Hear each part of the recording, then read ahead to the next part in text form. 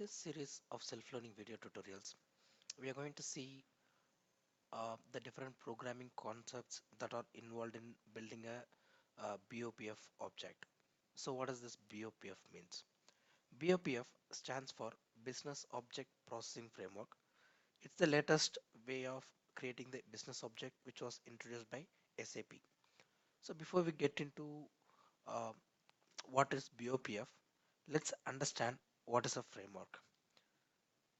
A framework is going to provide you with a common set of codings that provides the generic functionality with the help of which you're going to build your application. So it's going to offer services for you when which method has to be called and what are the common functionality that you wanted to be already available to you and so on. For instance, if you take another example of a framework, whatever the UI5 application that you're building, it's a framework based application. The reason is being that in UI5 we have a whole set of classes which are readily available with the help of which we are going to develop the application. So here, somewhat similar to that, whatever is the common type of functionality that are going to be needed, the framework offer those functionality, and on top of that, whatever the ones that you need, you're going to do it according to the specialization that you need.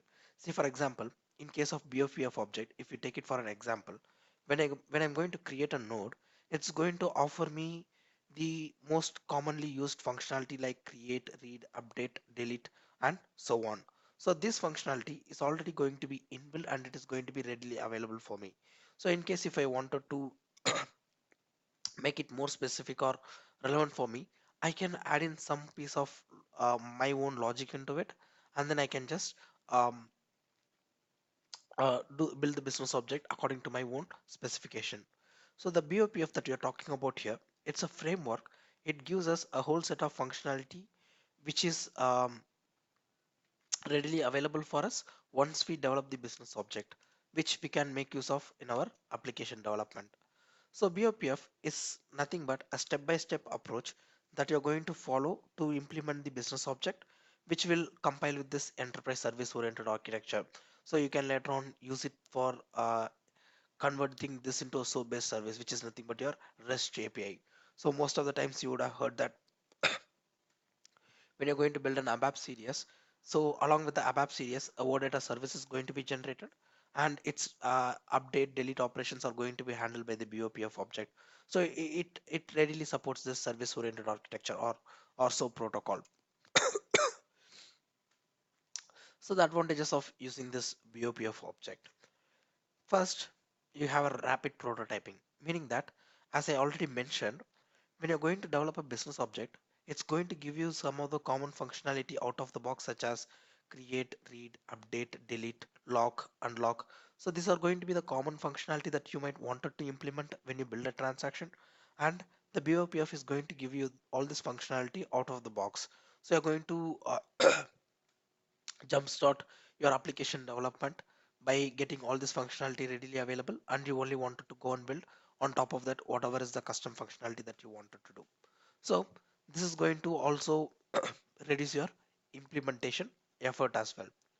Then whatever uh, the business object that you're developing using this business object processing framework, it's highly developed in terms of a reusable part.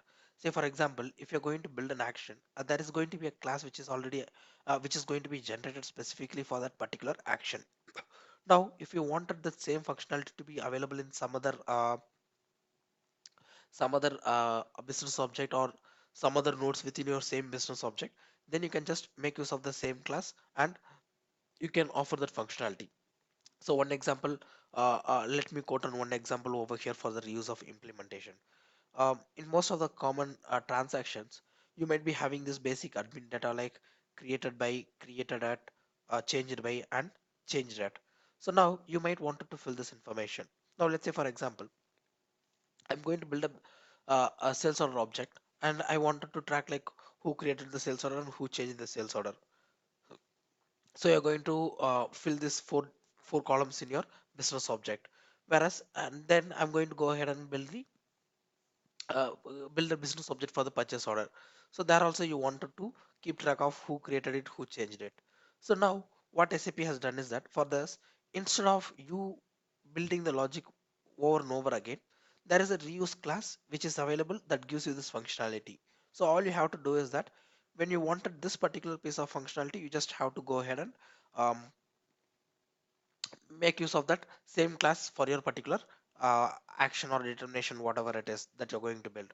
So the code is going to be highly reusable, and you can also make it customizable by terms of enhancing it or extending the functionality. Then BOPF offers this user interface modeling capabilities, meaning that you don't really have to go ahead and write a bunch of logic in order to consume this BOPF object into your application. So this BOPF object has this user interface modeling approach where whenever you build a business object, you only concentrate on the business logic of the business object that you're creating. Whether how you wanted to create the data, how you wanted to delete the data, what other functionalities that you wanted to build inside that, you can less care about how this user interface is going to look like. So now this user interface modeling for BOPF comes out of the box.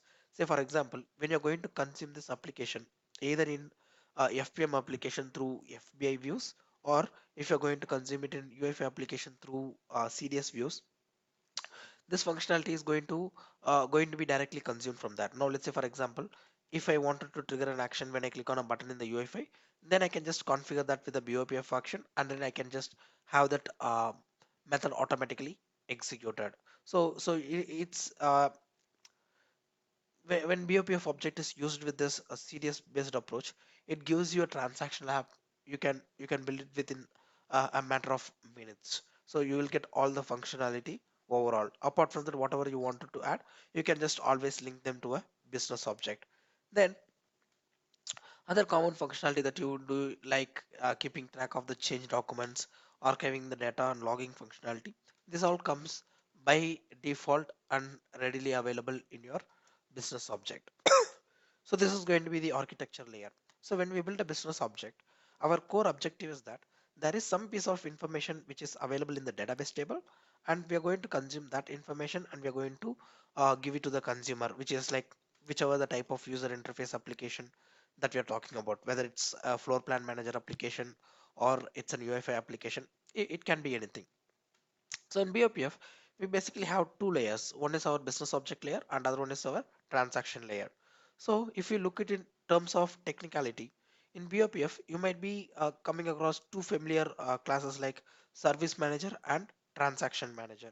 So service manager takes care of the business object layer themselves, how we are going to create the data, how we are going to read the data, how we are going to delete it, how I'm going to lock it. So all this functionality which is relevant to the business object themselves. Whereas the transaction layer is going to handle your complete transaction. Let's say for example, it's going to form your logical unit of work, and it's either you're going to save all the data or you're going to decline all the transaction to be nullified. So you perform a set of activities, and when you perform a set of activities, you need to keep track of what changed where, which one is success and which one is not. That will be happening in your transaction layer, that will be taken care by your transaction manager. So this is just a simple meta model of the BOPF object, how the business object looks like. So in general, if you're going to develop a business object, here in BOPF, we are going to represent our data in the form of uh, a hierarchy of nodes, or you can imagine a tree structure. Say for example, if I'm going to have like uh, a sales order and items, I'm going to have the sales order in a header, and then I'm going to have this corresponding item into the another child nodes. So a business object, basically, you're going to, you're going to create to store the business data, is going to have uh, a structure called as a node, which will represent like what type of data that you're going to store inside your business object.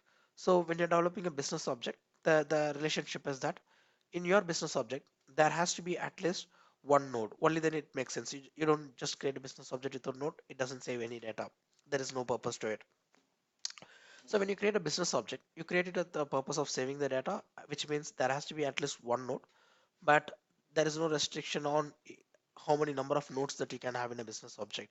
You can have 10, 20, 30, whatever it is. Also, you can also have a recursive functions, like for example, you have a sales order, inside that sales order you have an item, inside that item you have a condition.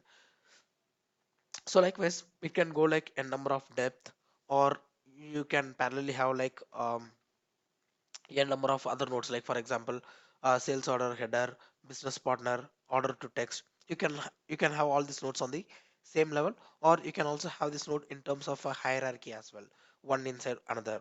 So for a node there can be like n number of node that is available within it, or there can also be like a number of node that is parallelly available with that. So when you're going to build a business object can contain like several set of nodes.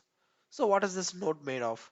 A node contain a node is basically consists of two things. One, we are going to call it as a node structure, and then the other we are going to call it as the node element. So when we talk about the node structure, what I mean is that what are the content of that particular node. Say for example, if I'm going to build a sales order business object, what are the information that I'm representing as a part of the sales order, whether I'm giving the sales order number, business partner number, who is the sold to, who is the shipped to, um, what is the total amount, what is the tax amount, what are the freight charges. So when I talk about node structure, I'm talking about the attributes which represent the node, like what are the piece of information that we are going to provide as part of this particular node that we are creating. So it only makes sense that you have at least one information represented, whereas you can have like 10, 20, 30 a number of informations available. So a node structure, it consists of an attributes, and then it's going to be consisting of an alternative key. So when we talk about attributes, a node can have one attribute. It should have at least one attribute, because you need to store some information at least, and then it can have like a number of attributes as you wish according to your business requirement.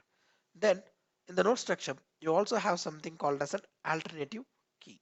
So what do I mean by alternative key is that once you develop a business object, you will notice that in a business object, we are not going to use this human readable keys any longer. Say for example, if I'm going to consider this purchase order as an example, then I'm going to have this field like EBLN, which is going to have like a 10-digit numeric value or an alphanumeric value, which will represent the um, which will identify the sales order number for me. It's a human readable number. If I wanted to tell somebody to track the sales order, I can just tell them that sorry, if I wanted another person to track that purchase order, I can just tell them that see 1001 is the purchase order number that you want to track in a human readable format. But when it comes to BOPF, we are no longer going to use this human readable entity as a key. Instead, we are going to use this 32-bit GUID as our key for each of the nodes, which means each of the node will be having this uh, node key or root key, which will be acting as a key field, which will be represented in the format of a raw data, which is a GUID format, a 32-bit hexadecimal value, which is not readable. It will be something like XYZ1003476, something like that. So so the purpose is that in the database programming, it is faster to compare the database and retrieve your data when you're using these GUID keys. Then you have the human readable text, then you convert it into a machine understandable format, and then you go and retrieve the data. So you're going to have this GUID representing the key fields all across your BOPF object. So why do I need this alternate key then? Now there are some scenarios where you need to have a clear identification that this is the key. So now if I'm going to create a sales order business object, for example, even though I'll be having the sales document number as an attribute over there, the sales document number will not be the key field. Instead, I'll be having a different technical key structure as my key field. So in some cases, I might have the need to identify that this particular sales order is the alternative key and I wanted to retrieve the data based on that. So in that case, what you do is that you go and mark the fields that you suppose as your keys as an alternative keys. Say for example, when you build this business object for the sales order, you will be having the GUID which will be acting as your primary key. What you will be doing is that you will go and mark the sales document number as your alternative key, and then so that you can build the index structure on top of that, and then you can also perform the query operations. So these are going to be your node structure. A node is going to contain a couple of things. One is going to be an attribute, that is what information that you're storing, whether the document number, sold to party, shipped to party, amount, whatever is the information that you're storing. Then you have the alternative key where you represent that. See, even though you're going to consider GUID as a key field, I'm going to temporarily consider that this particular field as a key field for me, right? So this is going to be the node structure. So apart from that, we have something called as a node element. So when I talk about node element, it means that what are the things that I can do within a node. So now you might have an understanding that a node is going to be a structure within which we are going to have some piece of information by specifying some attributes. Now what are the things I can do on these attributes is what is going to be called as a node element. So when we talk about a node consists of different elements like associations, authority check, query, action, determination, and validations. So these are the different node elements that we will be using in our BOPF object. So we will discuss about them with a different examples in a later sessions. But for now, a node can have like a number of associations. One node can have like a number of associations. Say for example, I have a sales order header. Inside the sales order header, I can have like sales order item or the header text or the header conditions. I can have like a number of association for that particular instance of the node. So now when you're going to have this parent-child relationship, the association is going to be automatically created in your object processing framework. Then the other element of the node is um, say authority check. Now when you're going to build your own custom program, the most of the time what you do is that you might wanted to perform an authorization check, determining like which user has access to which information. So it's just the simple authority check statement that you use in order to validate the authorization. Here in case of business object, we have like different set of functionality which is already available. Like for example, we have the create function already available. When you create the node, you have the save function, we have the read function, you have the delete function, you have the update function. So all these functions are readily available for you. So now how do I perform the authorization check? So now BOPF object is built in such a way that all this function which I spoke about will have this authorization check internally. So all you have to do is that you just have to go and create an authorization object, and then you just have to assign that authorization object as to the node element. So when the node performs the different activities, it's going to consider this authorization object into consideration, and based on the activities or the values that you have maintained inside the authorization, it's going to check. For example, if you have maintained like company code like 1000, then it's going to check only the company code 1000 has to be displayed.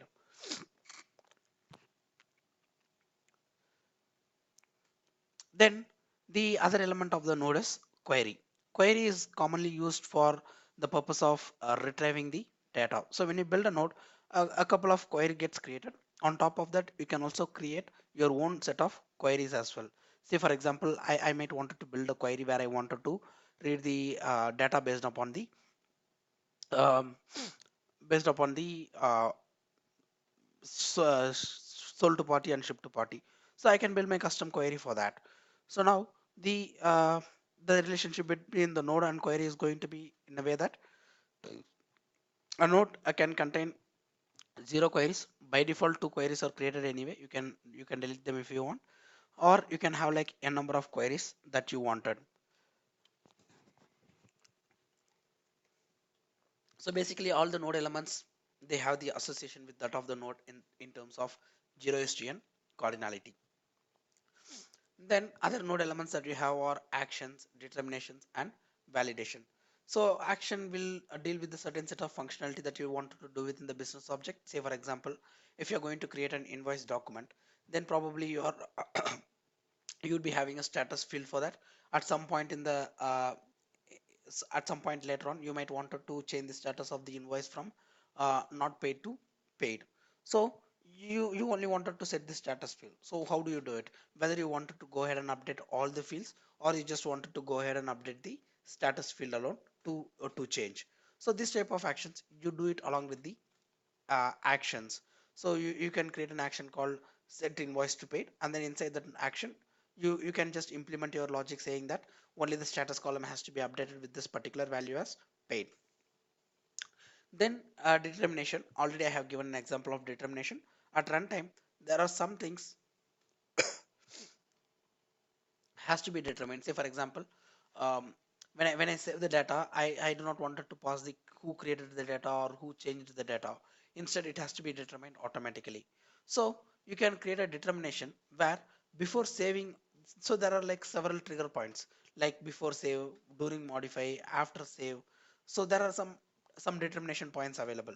So based on the determination point that you are specifying, let's say for example, if I have like before save, before I try to create a new record, this before save determination will get triggered, inside which I'm going to determine like what are the data I wanted to populate. Say for example, if I have entered the quantity and the net price, then I wanted to calculate what is the amount for that particular item. So based on the number of items, I wanted to calculate what is the what is the total of the header.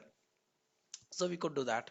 Then you also can build validations. So some of the so all the common methods that I spoke about, like create, read, update, delete, they all have their own actions. So now for example, I'm going to trigger the save action, and the save action is going to get executed.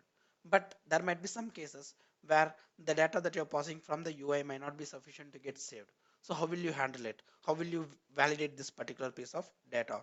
So before the save function is getting executed, it's also going to have a method called validate save, inside which you are going to build your own logic. You're going to check the data for consistency, whether this particular data is proper, whether you can create this information or not. So you can also add your own validations. So all these things together form you one entity, which you're going to call it as a business object. So what we will do is we will start with the development of a custom business object, and in that business object we will add these elements one after another, like how we are going to add an action, how we are going to do a determination, how we are going to add a validation, how I am going to perform the authority check, how I'm going to create a query. When we talk about association, that is something that is already generated. There is nothing much a piece of work that you're going to do. So this introduction should given you some idea about what is a business object, and what are the things that are going to be part of the business object, and what could be the relationship. So now we will go ahead and build our own custom object. So thanks for watching. um, do let me share your feedback.